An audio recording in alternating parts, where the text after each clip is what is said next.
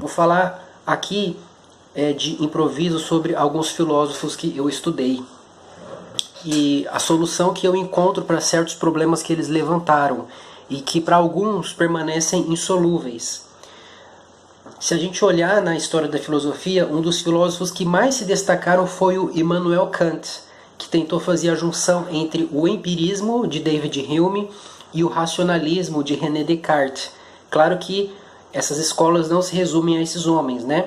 Mas na época do Kant, esses eram os nomes ali que estavam em voga, que estavam nas rodas de discussão de filosofia. E o Kant propôs uma terceira via que unia elementos de ambas. Ele dizia que o empirismo estava correto ao dizer que a experiência era indispensável para o conhecimento, porque nós não temos como ter ideias sem usar os nossos sentidos para acessar as coisas exteriores a nós mesmos.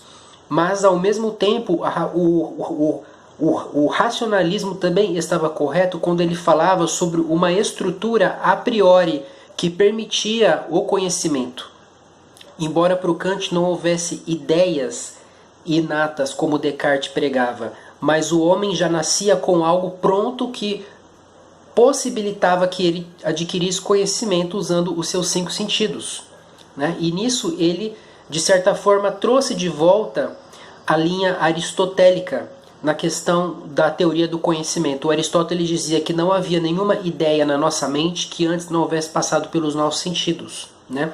E o Kant levou isso muito a sério e ele criou um sistema que era o que o David Hume já queria fazer, só que o Hume entendia que era impossível, estava além da capacidade humana a gente conseguir criar um sistema que respondesse às questões céticas, porque o Hume ele era tão cético, ele era tão agnóstico com relação a tudo, que ele dizia que nós só temos acesso às percepções, que se dividem em impressões e ideias, né?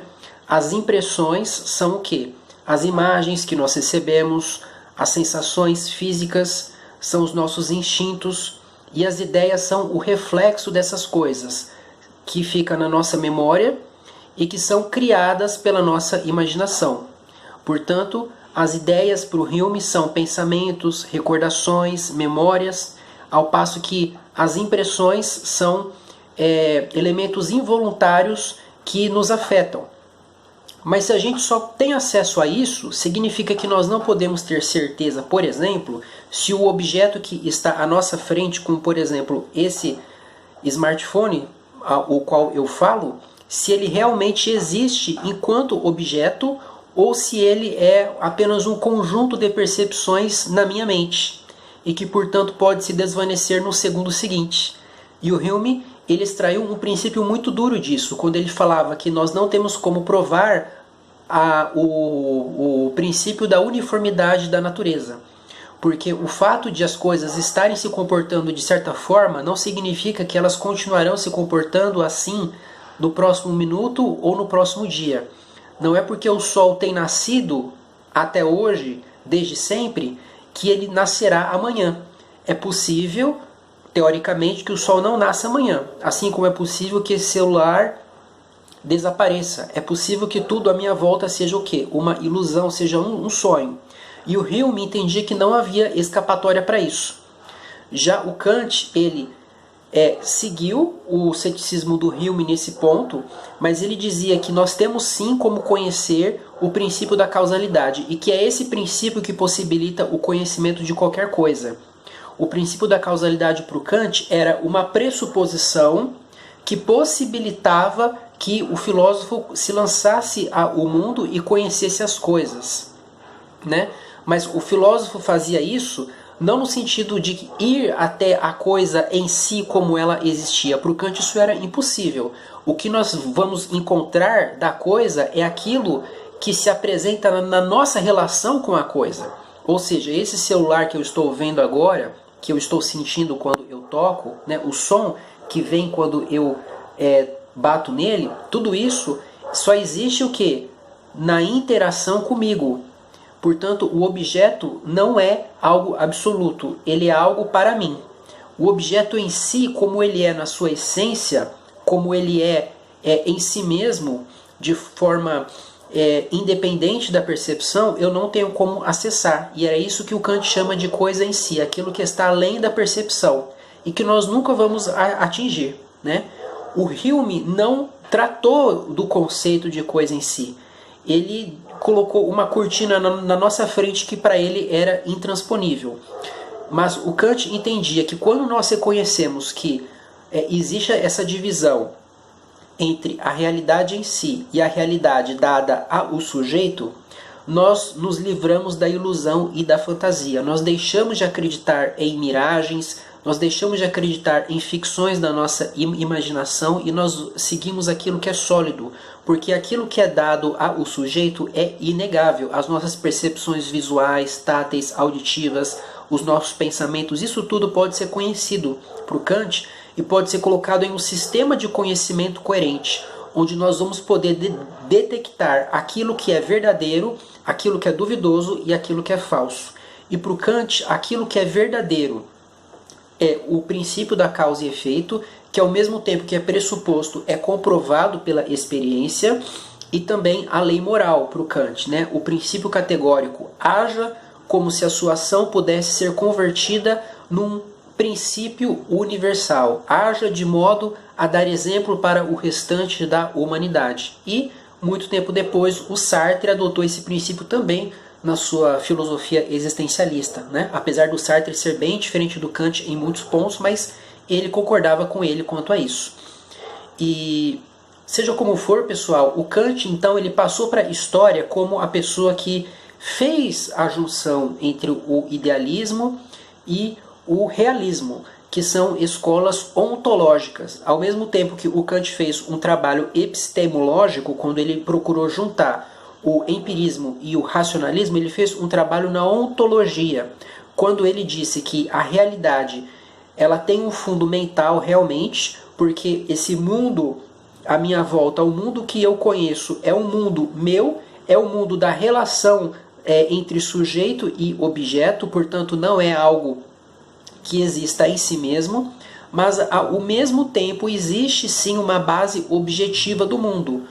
Um mundo que independe da percepção, que independa do pensamento, que independa da concepção de qualquer ser. E é esse mundo, além do véu, vamos dizer assim, que sustenta esse mundo que nos é dado.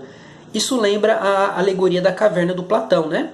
Mas a diferença é que para o Kant nós nunca temos como sair da caverna. Nós sempre estamos na caverna e tudo o que nós temos são sombras. E o trabalho do filósofo para o Kant é reconhecer isso, é reconhecer que nós só temos sombras à nossa frente e que qualquer pessoa que diga que tem acesso a algo mais está caindo na ilusão e na fantasia. Então, essa é a exposição da filosofia de um titã do pensamento, mas eu discordo do Kant, gente. Eu estou terminando de fichar a Crítica da Razão Pura, onde ele expõe essas ideias, e eu não concordo com ele. Eu poderia ficar aqui falando durante muito tempo sobre isso, porque dá trabalho, né? A gente desmontar todo um edifício desse não é uma coisa rápida de se fazer. Mas eu vou comentar apenas um ponto. No seu livro, o Kant cita vários filósofos. Ele cita com louvor o David Hume, ele cita o Descartes e também o Berkeley. E esses dois últimos nomes não são citados de forma honrosa, não. O Kant tem uma grande repulsa quanto ao Descartes e quanto ao Berkeley. Por quê? O Descartes estabelecia a filosofia dele sobre o princípio penso, logo existo. Para ele, essa era uma verdade autoevidente, ou seja, era uma verdade que se demonstrava por si mesma, sem depender de nenhum conceito anterior. Mas o Kant entendia que essa expressão, eu penso, era totalmente vazia de conteúdo, porque como o sujeito só pode conhecer alguma coisa através dos seus 5 sentidos, ele recebe os dados sensíveis, né, pela percepção, ele unifica esses dados sensíveis usando as regras do entendimento, e depois ele unifica as próprias regras do entendimento pelos princípios da razão, gerando conceitos. Para o Kant, esse era o mecanismo do conhecimento. Então, como que nós vamos conhecer a nós mesmos? Por esse trabalho de abstração, por esse trabalho meditativo que o Descartes fazia quando ele se imaginava, independentemente de qualquer outra coisa, em uma bolha onde nada era real, onde só havia essa coisa pensante que era o eu?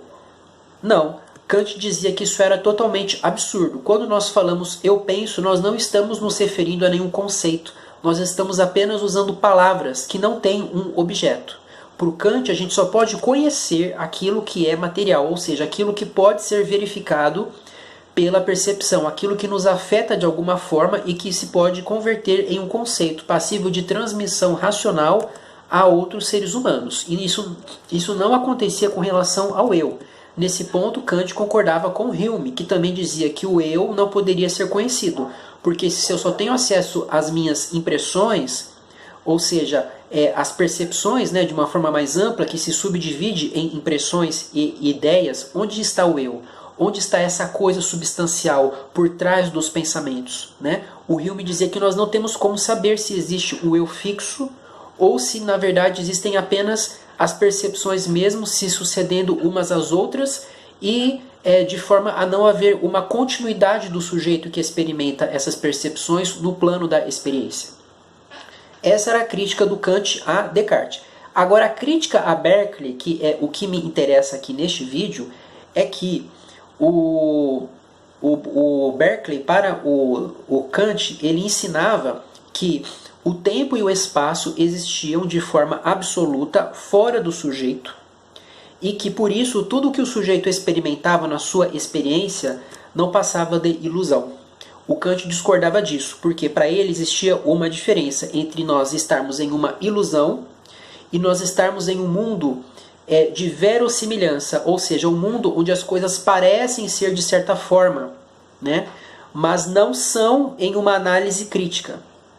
O Kant adotava um criticismo na filosofia dele. Ele falava que nós vivemos no mundo da aparência, mas nós não temos como acessar a realidade em si mesma.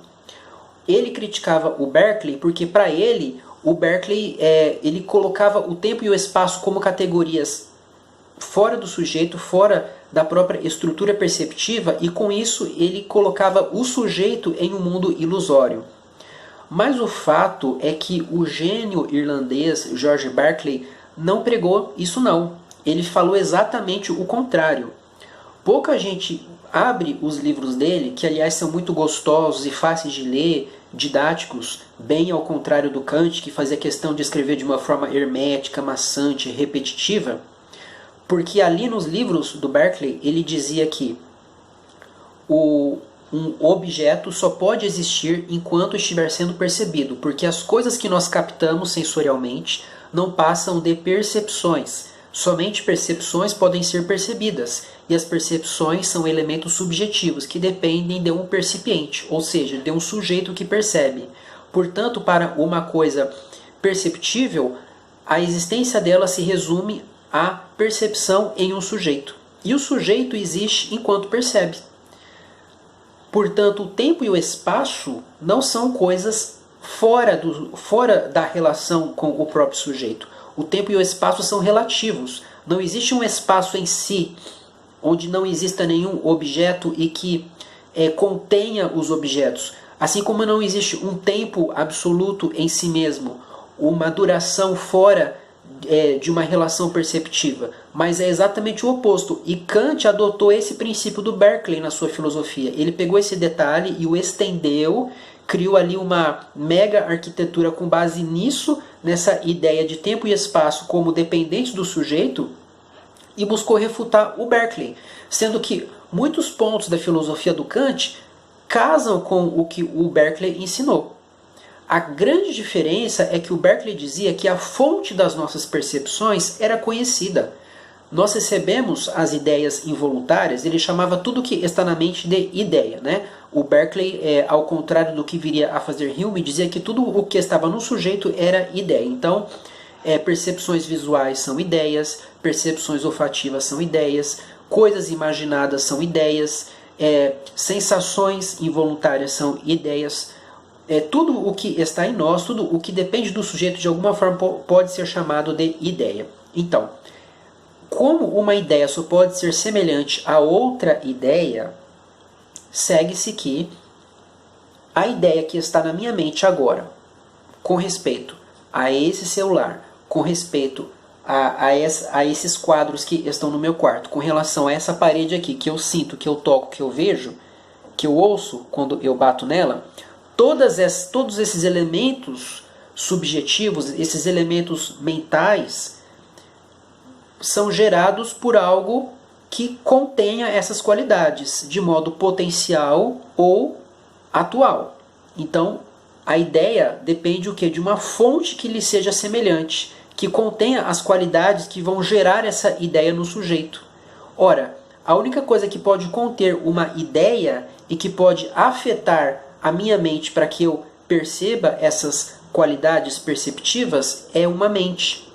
Portanto, o Berkeley raciocinou que como eu não percebo o mundo inteiro o tempo todo, mas muito pelo contrário, eu sou dependente de algo que me faz perceber o mundo no momento que eu fecho os olhos, no momento que eu me retiro desse quarto, para que as coisas continuem existindo, é necessário que haja o quê? Uma outra mente que contenha esses objetos e que os apresente a mim quando eu abro os olhos, quando eu volto para esse quarto. E como o mesmo é verdadeiro para todas as outras pessoas do mundo, que são finitas na sua duração, que têm um início, que nasceram e que irão morrer, é necessário que haja uma supramente, uma mente suprema que contenha os objetos inteiros do mundo e apresente esses objetos para as mentes finitas, gerando nelas aquilo que nós chamamos de universo. Portanto, o universo para Berkeley é um maravilhoso desfile de ideias orquestradas por uma mente suprema que revela sua existência a todo momento, segundo após segundo, agindo sobre as nossas mentes para que nós possamos perceber este universo que ela cria a todo momento, a todo instante e sustenta pelo seu poder, pela sua sabedoria. O Kant rejeitou essa ideia porque para ele isso era fantasia, para ele isso era um salto lógico, um salto no escuro. Mas eu não vejo uma refutação do Berkeley no Kant. Eu vejo apenas ele se revoltando contra a conclusão do irlandês sem se colocar no lugar dele, sem entender as suas premissas. Muito pelo contrário, Kant fez um Berkeley de palha e jogou fogo nesse boneco, achando que tinha refutado o irlandês. E as pessoas que vieram depois do Kant não leram o Berkeley. Se elas fizessem isso, elas se certificariam de que a filosofia dele era lógica, entendeu? Apesar de o Berkeley ter essa característica que o Hume observou depois, de não gerar convencimento nas pessoas, mas se limitar a causar espanto, a fazer com que elas ficassem paradas quando ele dizia que a matéria não existia, que as coisas ao nosso redor eram tão reais quanto nós mesmos, porque nós as percebemos, mas elas não eram materiais porque a matéria era uma palavra oca, era um conceito contraditório, referente a algo que não sente e que não pensa, mas que contém as qualidades perceptivas e que as transporta para as mentes, para que elas as percebam. Enfim, apesar do Berkeley ter essa característica de ser um filósofo muito para frente, que espanta as pessoas e que dificilmente gera convencimento quando ele falava dessa supramente, dessa mente suprema que está envolvendo a tudo, não é porque nós temos dificuldade, talvez até mesmo emocional, em aceitar determinada ideia que nós podemos proceder assim, né? Afinal, o método filosófico é lógico. Ele se diferencia do método científico exatamente porque ele não depende de uma comprovação empírica, de uma comprovação perceptiva sensorialmente, mas ele depende apenas de um raciocínio que parta de premissas verdadeiras e que chegue a conclusões que procedam dessas mesmas premissas. E eu não vi até hoje ninguém refutar o Berkeley com respeito a isso. E para mim, o Kant é um grande engodo, ele sim é uma grande ilusão, a filosofia dele na sua grande maioria deve ser rejeitada, porque ele apenas complicou o que já havia sido explicado, o que já havia sido esclarecido por Berkeley com respeito ao mundo existir apenas enquanto percepção em um sujeito, e quanto ao fato de o tempo e o espaço não serem coisas naturais, não serem coisas que existem no mundo, vamos dizer assim, objetivamente. Pessoal, só uma correção, olha. Agora que eu estou vendo, eu fui abrir o meu livro na parte onde eu faço o fichamento do Kant e eu noto que eu confundi os conceitos de aparência e verossimilhança. Para o alemão, a aparência é aquilo que nunca pode ser julgado como verdadeiro ou falso. E a verossimilhança é aquilo que se mostra verdadeiro na superfície. Tá? Então, para ele, o mundo em que nós vivemos, para o filósofo, né, na visão crítica que ele tinha, é o mundo da aparência. Nós não sabemos se as coisas que estão diante de nós são verdadeiras ou falsas. Enquanto para o senso comum, para o homem médio, esse mundo é o da verossimilhança, porque ele acredita que as coisas percebidas são as coisas reais. Enquanto o alemão buscou mostrar que nós não temos como saber se realmente os nossos sentidos apontam o mundo como ele é ou apenas uma fração ou uma distorção da realidade. Ok, pessoal? Mas é um detalhe aí que não afeta a essência daquilo que eu expus, que é o erro do Kant quando ele fala do Berkeley.